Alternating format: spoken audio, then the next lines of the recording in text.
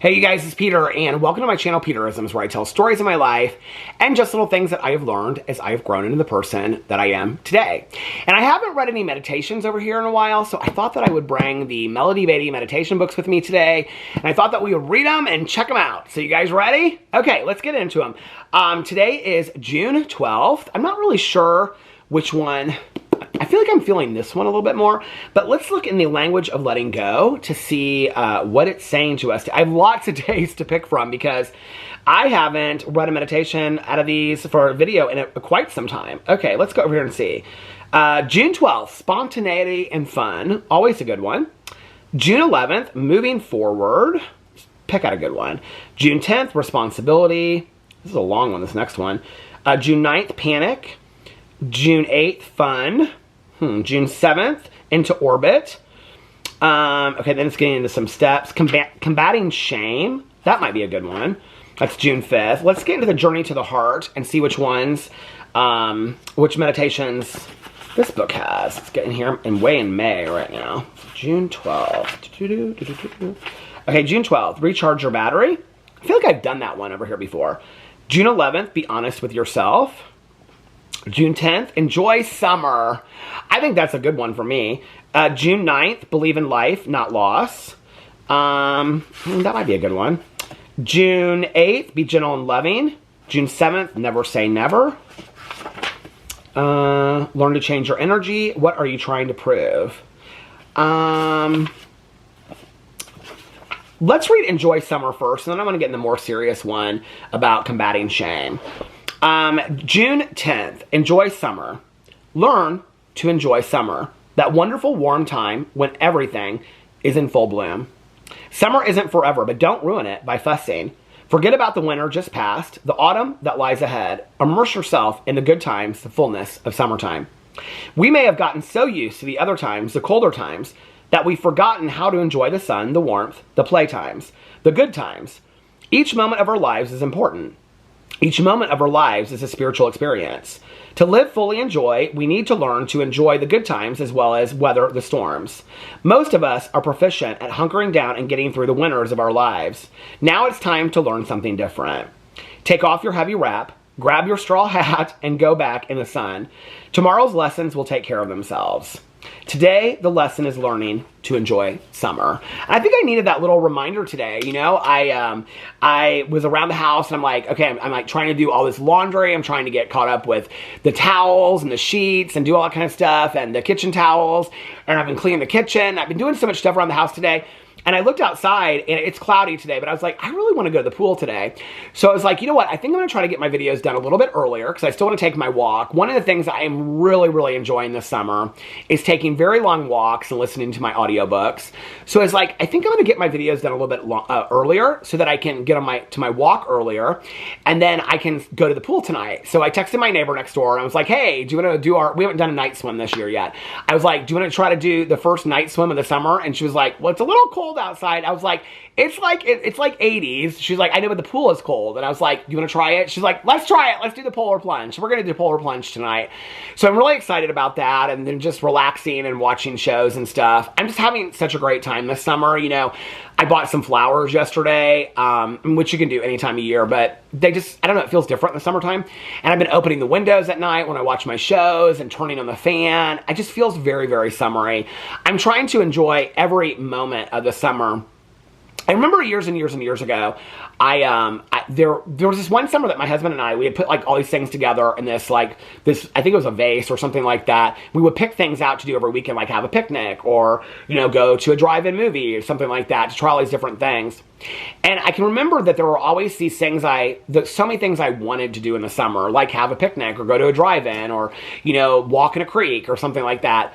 And then summer would end and I had only done like maybe 2 or 3 of those things. I hadn't done most of them. And I would beat myself up about it. I can even remember talking about it on my vlog. It would be like the end of summer and I can't believe I didn't do anything. I don't do that anymore. You know, I don't know that I'll even do some of those things ever again in my life. I may not. But I try to take each and every day, whether it's summer, winter, fall, or spring, and enjoy it for that day. And just be like, okay, what's going to make me really happy today? What do I really want to do today? And when I remember something, if it's a thunderstorm, and I remember how my mom and I used to dance in the rain outside, sometimes I'll dance in the rain. Sometimes I don't feel like it. But I don't beat myself up anymore about trying to rush everything in and compact it into summer. We got to do this and we got to do that, you know? I just kind of take it day by day. Living in the present moment, living in the moment, which is my goal for last year, and then asking myself in each moment, are you living your best life, has helped me so much.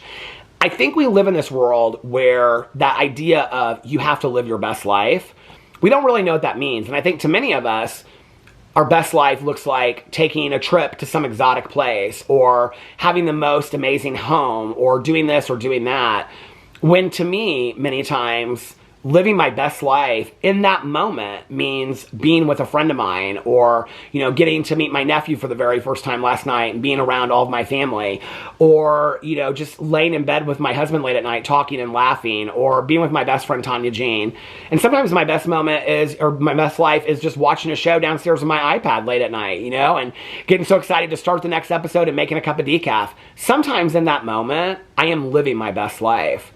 I think I missed many opportunities for acknowledging that I was living my best life because I was unaware of it, because I was constantly comparing it to those big ticket items like the home you have to have, the trip you have to take, the relationship you have to have that you might never have, you know, the places you're going to go, the things you're going to see, you know, that kind of stuff. But I don't live my life like that anymore. If those things happen, that's great, you know, but there's a lot of moments throughout the day. You know, I was just standing in my yard. The painters are out here today. And I was standing in the yard and I was like looking at the ducks that came over. Usually the birds and the ducks don't come over when the painters are out there because they're, you know, walking through the yard. And I was like a foot away from the ducks. And I was like, hey, little guys, how are you doing? And in that moment of the painters walking by and 3 ducks in my yard and me talking to the ducks as they were eating cracked corn, I was living my best moment. And those are things that I can do in the summer. I'm not gonna be able to do that in the winter, you know? So I'm taking advantage of something. And I can tell you, 20 years from now, I will probably still remember those ducks in my yard. And some trips that I went on that were absolutely fantastic, I have long ago forgotten. It's not always the big ticket items. Sometimes it's the smaller things. So anyway, that was a good meditation. Okay, let's read this one. Combating Shame from June 5th. And the quote is from Melody Beatty's book, Beyond Codependency. Shame can hold us back, hold us down, and keep us staring at our feet. Watch out for shame. Many systems and people reek of shame. They are controlled by shame and may want us to play their game with them. They may be hoping to hook us and control us through shame.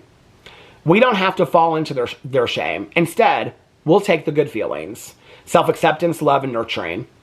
Compulsive behaviors, sexually addictive behaviors, overeating, chemical abuse, and addictive gambling are shame-based behaviors. If we participate in them, we will feel ashamed. It's inevitable. We need to watch out for addictive and other compulsive behaviors because those will immerse us in shame. Our past and the brainwashing we may have had that imposed original shame upon us may try to put shame on us. This can happen when we're all alone, walking through the grocery store, or just quietly going about life, living our life. Don't think, don't feel, don't grow or change, don't be alive, don't live life, be ashamed. Be done with shame. Attack shame. Go to war with it. Learn to recognize it and avoid it like a plague. Today, I will deliberately refuse to get caught up in the shame floating around in the world. If I cannot resist it, I will feel it. Accept it, then be done with it as quickly as possible. God, help me know that it's okay to love myself and help me to refuse to submit to shame. If I get off course, help me learn to change shame into guilt, correct the behavior, and move forward with my life in immediate self-love. I think one of the most powerful things I ever heard coming into the rooms of recovery was that that they are not a shame or a blame-based program. And I didn't really even understand what that meant at that time. And what it means is, we're not here to shame and blame ourselves or other people. And I'm not really in the business of doing that either. And I'll be honest with you, at 52 years old, the opinions of others are really not the opinions of mine.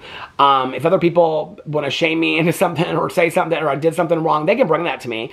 If I don't respect their opinion and I don't respect them as human beings, I'm probably not going to respect what they have to say. It's going to probably go in one ear out the other. I really only listen to those things that people that I respect and have earned my respect and I've earned theirs say to me. If one of my friends or my husband or a family member of mine, one of my close friends or family, I don't have that many friends, comes to me and says something to me and I feel a feeling of shame shame, then it's important for me to process that. And the way that that would look is I would take that to my therapist, or I take that to my sponsor, and we would look through that. Why are you feeling a feeling of shame in this? Did you feel like you did something wrong? Why are you feeling that emotion? And then processing through that, you know? I think we allow ourselves, and I think it starts early as children, that we allow ourselves to take on the shame that other people put out there in the world. There's a lot of finger pointers, a lot of people that always are like, this person did this, and that person did this, and this person did this, that take they won't tell you much about themselves. You know, they hide, and they won't tell you anything about themselves, ever. Notice the people that want to call you out the most are the ones that hide the most. You know, I have found that to be true in my 52 years of being alive on this earth. You know, that people that want to pick apart the things that I've said, I'm not talking about online, I'm talking about long before I ever even knew YouTube existed. You know, it's like in my life, I can remember sharing things with people, sharing authentic, real things with people. And then, you know, they would use it against me later, and I would think, I don't really know anything about that person. They didn't share anything with me. No, because they were scared, and they live in shame. And people that live in shame have to impose shame on other people, which is why I don't buy into that. It's just, I don't. And friends and family don't shame each other, because that's not the idea of love. So I don't buy into that either, and I don't have people that shame me in my life. Holding somebody accountable, that's a different thing, okay? Having somebody to take responsibility for something, that's a different thing. And so is forgiveness. And forgiveness is another part of that as well, you know? Which is why I love the definition of forgiveness. That forgiveness is, you know, that resentment is unfulfilled expectations. When we thought that something was going to turn out the way that it did. You know, forgiveness is looking at what happened in the past and accepting that what happened. Not that it was supposed to happen, not that it was okay that it happened, or that it was supposed to happen that way, but it did happen. And we can't change the past. But asking ourselves, what are we going to do today so that we're not held to what happened to us back then? So we're not reliving that over and over and over in our heads again. That's the cycle of shame. Reliving something that we did or something that happened to us years and years and years ago over and over and over in our heads. Well, that's not growth. That's not change. You know? And I want to change, and I want to grow, and I want that for other people as well. And I want that for you. So shame is pointless. Shame to me is like guilt. You know, I think and I've lived in guilt a lot in my life, but I think that when people would come to me and they would say, what's it doing for you? Like, how are you growing or changing from shame or guilt? Like, if it propels you into processing it or looking at your behaviors and wanting to change those things or change your perspective or try to be a better person, that's one thing. But to continue to live in there is self-punishment, and it's not worth it at all. Especially based on things that we never had control over. Things that we are ashamed of that happened to us. That we never had any control over to begin with. That's the worst kind of shame. And yet many of us continue to put ourselves in the path of shame for things we had no choice or control over that happened to us years and years and years ago. And we continue to blame ourselves for it. Don't do it to yourself. It's not worth it. You deserve to be loved. You deserve to be loved, and that has to start with ourselves. We have to love ourselves first. I love you guys, and I will see you tomorrow. Bye.